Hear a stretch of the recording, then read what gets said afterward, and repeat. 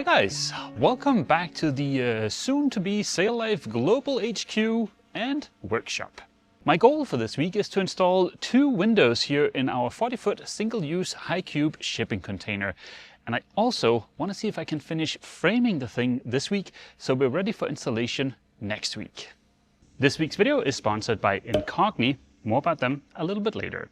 Just in case you're new to the channel, over the next few weeks we're going to turn this 40-foot shipping container into an awesome workshop, complete with a 4x4 CNC, little office area, and also a mini split for heating and cooling. The reason I'm making this workshop is so that this winter I'll have somewhere where I can make molds and build bigger fiberglass parts for our 44-foot hurricane-damaged DIY catamaran project boat named Spiffy.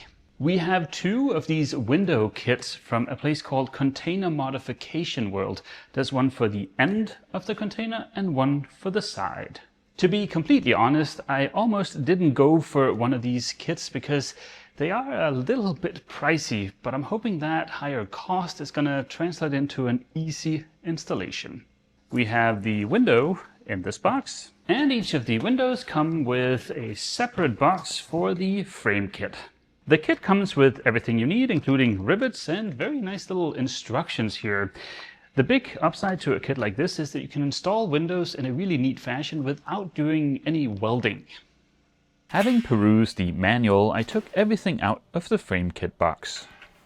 We weren't off to a great start because step 1 in the manual is a link to a YouTube video that to me looks like it doesn't exist anymore, or perhaps I just entered the URL wrong. But after a bit of searching, I found a video of the assembly instructions on the company's YouTube channel. The frame is a nice snug fit and comes together in a very satisfying way. Now on to the riveting portion of this video. I swapped out the tip on my riveting tool for one that fits the included rivets. The holes lined up perfectly and I had 0 issues inserting any of the rivets. Now if you're going to be installing more than a couple of windows, getting some kind of electric riveting tool might be worth it. This bottom part of the kit is pretty cool because it also acts as a kind of measuring stick. It has little marks on it that you can use for marking the hole you'll need to cut in the container. To draw the line into the deeper part of the corrugations, I folded up a piece of cardboard. This won't be 100% accurate, but it should get close enough. In an attempt to avoid any visits from Captain Dum-Dum, I double-checked all of my measurements before getting out the angle grinder. Cutting the corrugated end wall was easy and quick to do with a good quality thin cutting disc. In my experience, get the thinnest one you can possibly find.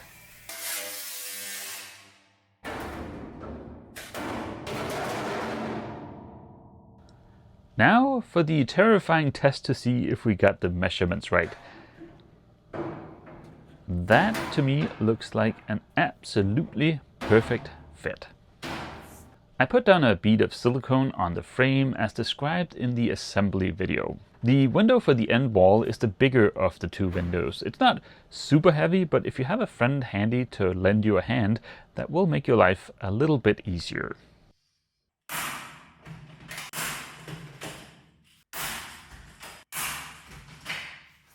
The instructions for assembling the frame could, in my opinion, be a little bit better, but at least everything only goes together one way and it's not super complicated. To eliminate the risk of smearing silicone everywhere, I'm going to hold off a little bit on installing the window. And also, before cutting the second hole, I want to swing by the catamaran and pick up some leather gloves because the fabric ones I had in the truck, they got destroyed real quick. Aha! Gloves successfully located. But while we're here, let me tell you about the sponsor of this week's video, Incogni. Unfortunately, using the internet in any way, shape or form means that your personal information is scattered all over the place. And as data breaches become more and more common, your personal information is at risk. Information like your name, your address, your phone number, your social security number, your email, just to name a few. Part of the problem is data brokers. They get their hands on your information and sell it for a profit. Through that process, your information can end up in the hands of all kinds of people. There are many problems with this. For instance, in the US, there are dedicated people search websites that specialize in aggregating all the data they can find on every single person and then make that available on the internet. They turn a profit by giving away your sensitive information, potentially to people with bad intentions. There are countless examples of how this can be annoying or even harmful. For instance, huge loans have been taken out in people's names without them even knowing about it. Or health insurance companies could actually raise your rates based on your online activity. Incogni can help. Incogni will contact the data brokers on your behalf and request that your personal information be removed. All you have to do is to create an account, grant Incogni the right to work on your behalf, and then sit back and watch them do the work. In case you find your personal information in some obscure corner of the internet, you also have the option of submitting a custom website URL through the custom removal feature, and Incogni will set to work removing that data too. Take your personal data back with Incogni. Use the code SAILLIFE or go to incogni.com/SAILLIFE to get 60% off the annual plan. Incogni also offers a 30-day money-back guarantee, so there is no risk in trying it out. Thank you so much to Incogni for sponsoring this week's video. Back in the shipping container, I moved on to assembling the second window. There was some shipping damage on the box with the window, but luckily the packaging protected the precious cargo, so there was not even a scratch on the window. When it comes to installing the kits, the only difference between the end wall kit and the sidewall kit is that the sidewall kit needs to be centered on an outside corrugation. Other than that, the process is the exact same. I was trying to get a nice shot of cutting the opening for the second window, but I ended up in a somewhat awkward situation where a little bit of the material that was stuck in the corner acted like a hinge. Nowhere near as cool as the first shot, but at least we have a hole, so we're ready to install both of the windows. The windows are considerably heavier with the frames attached. Luckily, Dave, the owner of the marina, happened to be walking past and asked if I wanted a hand. With the two of us, getting the windows lifted up into the holes and lined up was very straightforward. Just like the frame is riveted together, the frames also get riveted to the container. Like I mentioned, if you need to do more than a couple of these windows, I'd go ahead and splurge on an electric riveting tool.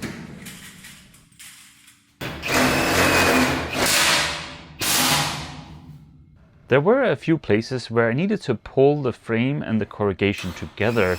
That was easily done with a self-tapper that I could then remove as soon as I had the neighboring rivet installed.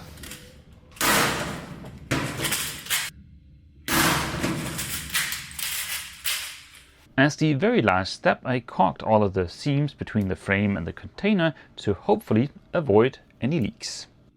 As you can see here on the two bits that are left over from the holes I made, the corrugations are different on the sides versus the end of the container. So when you go to install one of these kits, you got to choose the right kit. You cannot install the sidewall kit on the end wall. With the two windows installed, now not only do we have a way of getting some light into the container in case we lose power, we also have a way of airing out the joint, and well, if something goes horribly wrong and we need an emergency exit, we now have two of them. The cost per window, including the frame kit and the window, was averaged out about $700. The end wall one was a little bit above $700, that's a little bit bigger, and the sidewall one, which is a little bit smaller, was a little bit below $700.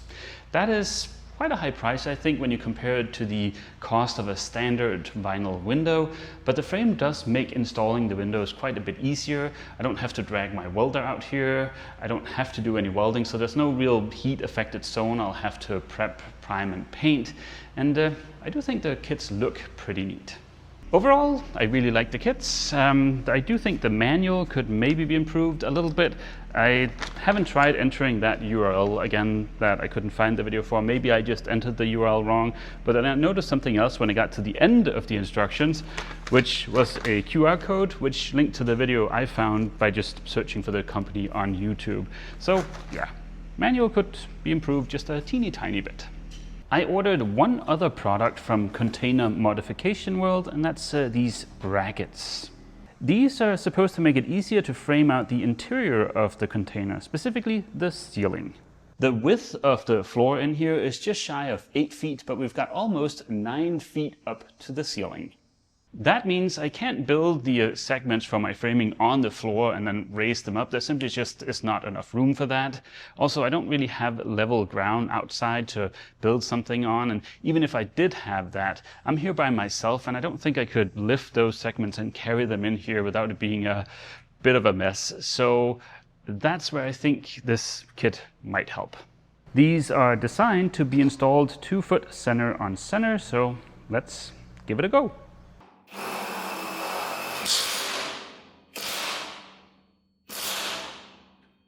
Each bracket gets secured to the box section at the top corner of the container with 2 self-tappers. I spent a fair bit of time making sure that each and every bracket was exactly 2 foot center on center. This extra effort in double checking now should make sure that I have an easier time finishing the rest of the framing.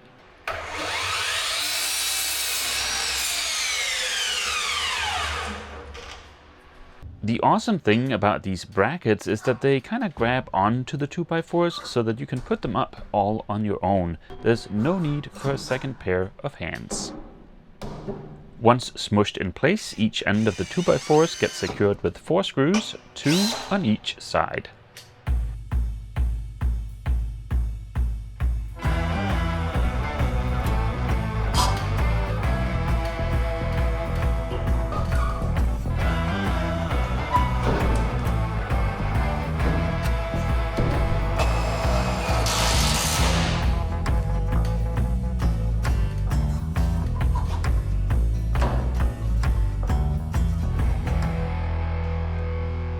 And just like that, we have the framing for the ceiling in place. That should make it a little bit easier to frame the rest of the container now that I have somewhere where I can secure my top plate too.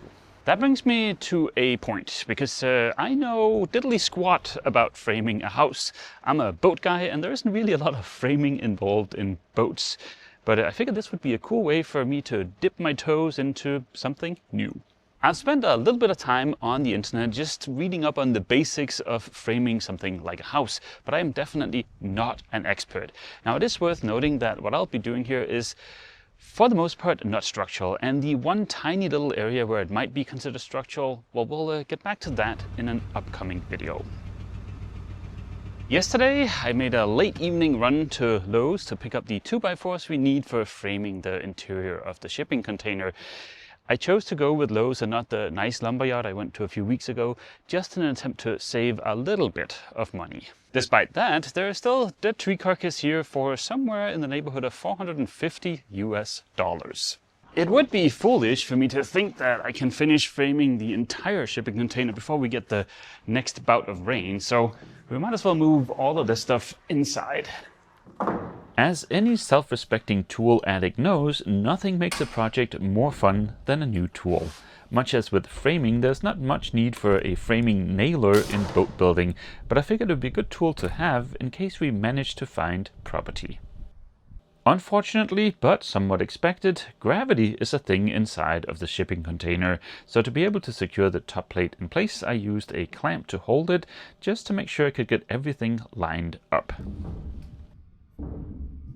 Apparently, I picked up a couple of bad apples at Lowe's. Let's not use this guy as a top plate. The 2x4 I ended up using had a bit of twist in it, but that was easily removed with a second clamp. The container is 40 foot long, so 4 of these 10 foot 2x4s should get me all the way to the end. And I'm happy to report it looks like the spacing of the brackets was perfect.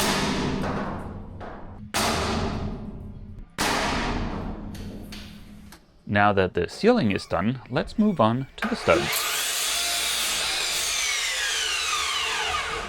I cut each of them to be a nice snug fit.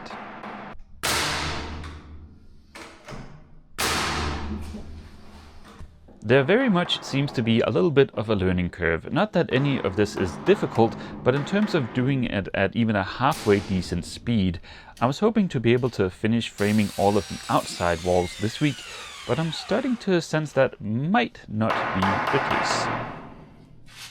Over the course of the day, I did figure out a few little tricks, like for instance placing the bottom plate with laser level and also using a clamp to take the twist out of some of these slightly wonky 2x4s.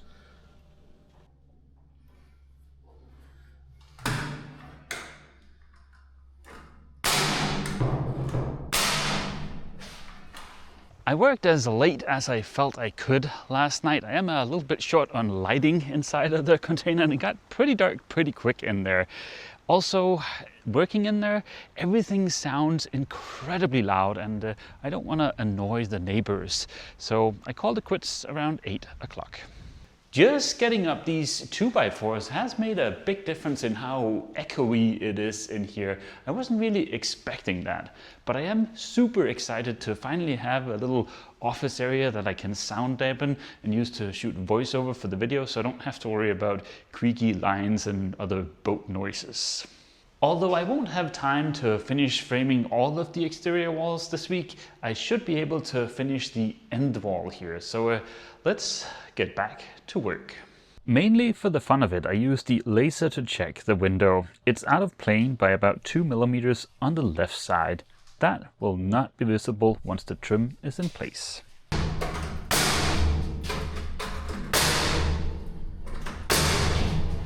From what I've seen on the interwebs, it's common to have a frame around the window. Even though I don't need it for actually securing the window, I'll still need somewhere to secure the aforementioned trim.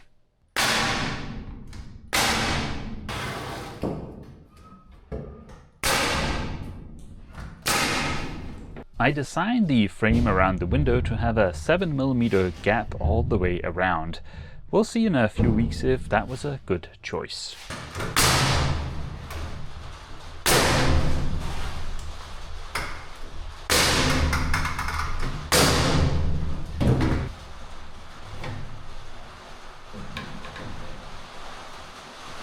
The framing nailer is fast becoming my new favorite toy. I'm sure it won't see much action during the refit of the catamaran, but it was on sale, and even just for the shipping container, I think it was worth it.